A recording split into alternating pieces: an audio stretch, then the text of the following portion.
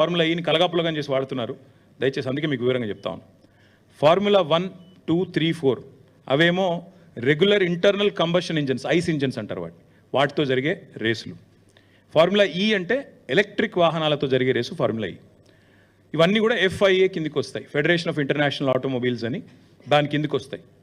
ఎట్లయితే క్రికెట్లో మనకు BCCI, ICC రెండు ఉంటాయి. BCCI అంటే Bharat cricket board of cricket control India, ICC అంటే ఇంటర్నేషనల్ క్రికెట్ కౌన్సిల్. అట్లాగే ఇందులో కూడా రెండు అసోసియేషన్స్ ఉన్నాయి.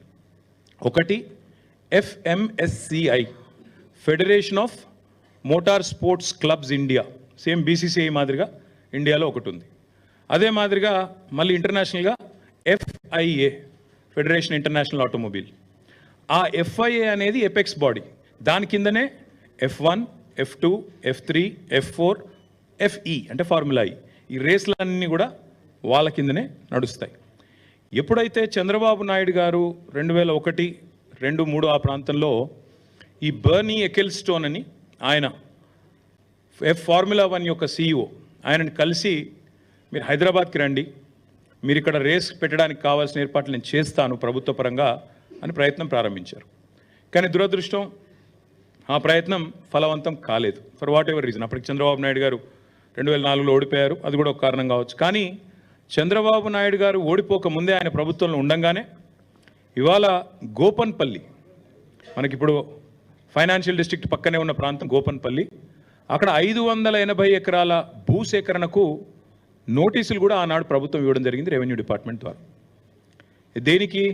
ఒక formula 1 race track, permanent track ఇండియాలో బిల్డ్ చేయాలి, దానికి హైదరాబాదే కేంద్రం కావాలి అనే కోరికతో ఆనాడు చంద్రబాబు నాయుడు గారి ప్రభుత్వం ఒక బలమైన ప్రయత్నం చేసింది. దురదృష్టం వారి ప్రభుత్వం పోయింది. ఆ తర్వాత వచ్చిన కాంగ్రెస్ ప్రభుత్వం వాళ్ళు దాన్ని పట్టించుకోలేదు. అట్లే ఆ రైతులు కూడా ఎవరైతే ఆ గోపన్పల్లిలో భూసేకరణ నోటీసులు రిసీవ్ చేసుకున్న వాళ్ళు ఉన్నారో వారు అప్పటి నుంచి ఇప్పటివరకు న్యాయ పోరాటం చేస్తూనే ఉన్నారు. ఆ రైతుల్లో ఒక ఆయన రేవంత్ రెడ్డి కూడా ఉన్నాడు. ఈరోజు ముఖ్యమంత్రిగా ఉన్న రేవంత్ రెడ్డికి కూడా అక్కడ 15 ఎకరాల భూమి ఉంది. సో ఇప్పుడు నేను చెప్పే స్టోరీ అంతా రేవంత్ రెడ్డికి కూడా ఎరికే.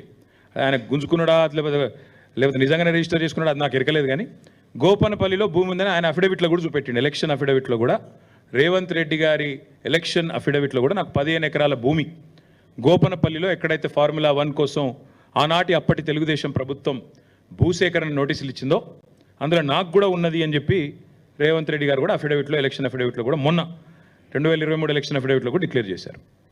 తదనంతరం ప్రయత్నాలు జరిగినాయి దేశంలో. ఈ F1 అనే రేసును తేవాలి, ఎందుకంటే చాలా విస్తృతమైన ప్రచారం కలిగిన బాగా పాపులర్ రేస్ F1.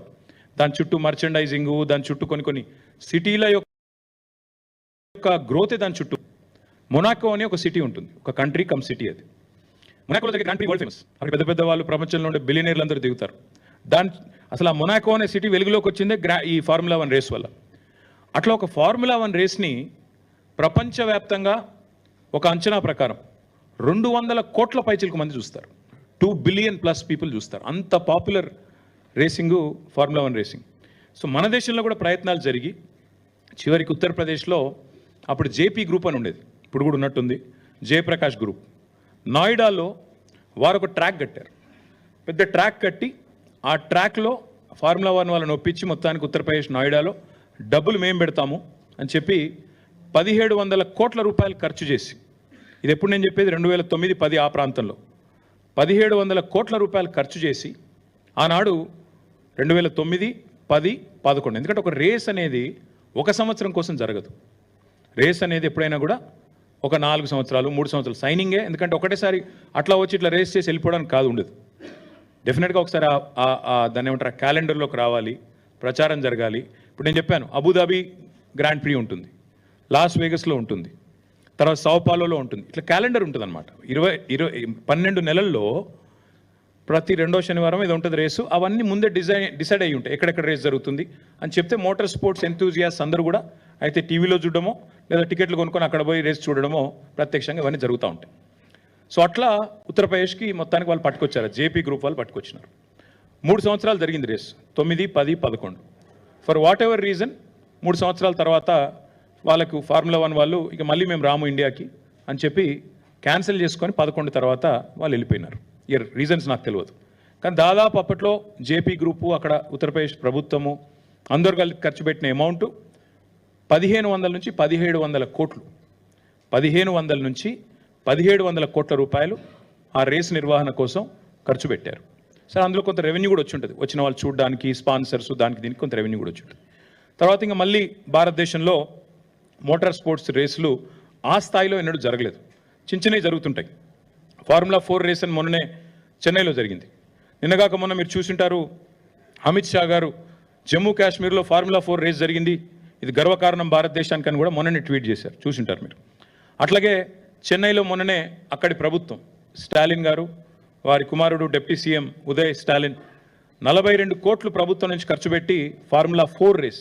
ఫార్ములా 4 అంటే నిజంగా చెప్పాలంటే ఫుడ్ చైన్లో చాలా కింద ఉంటుంది, F1 తర్వాత F2 తర్వాత F3 తర్వాత F4 అలా. సో ఈ రకంగా ఈ రేసుల కోసం దేశవ్యాప్తంగా పోటీ ఎప్పటి నుంచో ఉంది. సో ఆ క్రమంలో గత 10, 11, 12 సంవత్సరాలుగా ఒక కొత్త ట్రెండ్ స్టార్ట్ అయింది. ఈరోజు మనం 2024 సంవత్సరంలో ఉన్నాం, ఇంకా 4 రోజులు అయితే 2025లో ఉంటాం. గత 2013-14 నుంచి ఎప్పుడైతే ఐస్ ఇంజన్ పోయి, ఐస్ అంటే ఇంటర్నల్ కంబషన్ ఇంజన్, డీజిల్ పెట్రోల్తో నడిచే ఇంజన్లు, అది పోయి ఎలక్ట్రిక్ వాహనాలు రావడం స్టార్ట్ అయిందో, ఎలక్ట్రిక్ వెహికల్స్ రావడం స్టార్ట్ అయిందో, అప్పటి నుంచి రేసింగ్లో కూడా ఎలక్ట్రిక్ వెహికల్స్ని తీసుకురావాలనే ఒక కొత్త కాన్సెప్ట్తోని ఈ ఫార్ములా ఈ అంటే ఈ అంటే ఎలక్ట్రిక్, ఆ రేసింగ్ స్టార్ట్ అయింది. ఆ రేసింగ్ స్టార్ట్ అయిన తర్వాత దానికి కూడా విస్తృతమైన ప్రచారం వచ్చింది, దానికి కూడా విపరీతమైన ప్రచారం, విపరీతమైన అట్రాక్షన్ వచ్చింది. సో ఈ క్రమంలో మన గవర్నమెంట్ తెలంగాణలో, ఇక్కడ టీఆర్ఎస్ గవర్నమెంట్, బీఆర్ఎస్ గవర్నమెంట్ ఏర్పడిన తర్వాత 2014లో మేము చాలా ఆలోచన చేసినాం, ఏ సెక్టర్స్లో మనం పెట్టుబడులు ఆహ్వానించవచ్చు, ఏ రంగాల్లో మనం విస్తృతంగా తెలంగాణ ప్రయోజనాలను కాపాడవచ్చు. ఆ ఉద్దేశంతో 14 థ్రస్ట్ ఏరియాస్ అంటారు, 14 కీలక రంగాలను ఐడెంటిఫై చేసి మా ఇండస్ట్రియల్ పాలసీలో, ఆనాటి టీఆర్ఎస్ గవర్నమెంట్ ఇండస్ట్రియల్ పాలసీలో 14 రంగాలను ఐడెంటిఫై చేశాం. అందులో ఒకటి ఆటోమొబైల్ రంగం, అందులో ఒకటి రెన్యూవబుల్ ఎనర్జీ. ఆటోమొబైల్ రంగం, అదేవిధంగా రెన్యూవబుల్ ఎనర్జీ రంగం, ఈ రెండిటి కలయికనే ఎలక్ట్రిక్ వెహికల్స్. అందుకే ఏమనుకున్నామంటే, ముందుగా ఎలక్ట్రిక్ వెహికల్ పాలసీ తీసుకొని రావాలి, భవిష్యత్ అంతా కూడా ఎలక్ట్రిక్ వాహనాలది అవుతుంది.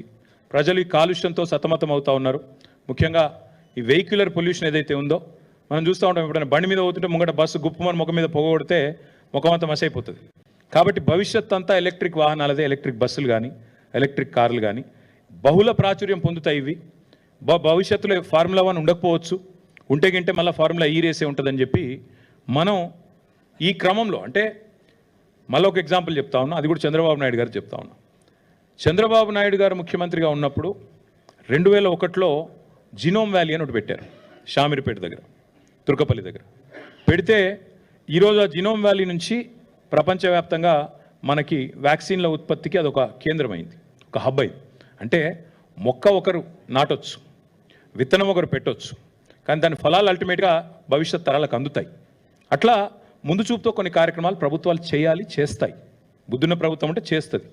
మేము కూడా ఏమనుకున్నామంటే, తెలంగాణలో కేసీఆర్ గారి నాయకత్వంలో ఆటోమొబైల్ మరియు ఈ రెన్యూవబుల్ ఎనర్జీ, ఎలక్ట్రిక్ వెహికల్స్, దీనికి తెలంగాణ భారతదేశంలోనే కేంద్రంగా ఉండాలి అనే ఎజెండాతో ప్రయత్నాలు ప్రారంభించినాం. ప్రారంభించే క్రమంలో స్టడీ చేశాం. చెన్నైలో ఒక ఆటోమొబైల్ కేంద్రం ఉంది, అక్కడ చాలా కంపెనీలు, ఫోర్డ్ లాంటి కంపెనీలు మ్యానుఫ్యాక్చరింగ్ పెట్టాయి. అట్లాగే పూణేలో కొన్ని ఆటోమొబైల్ పార్ట్స్ తయారు చేసే కంపెనీలంతా కూడా అక్కడ ఉన్నాయి.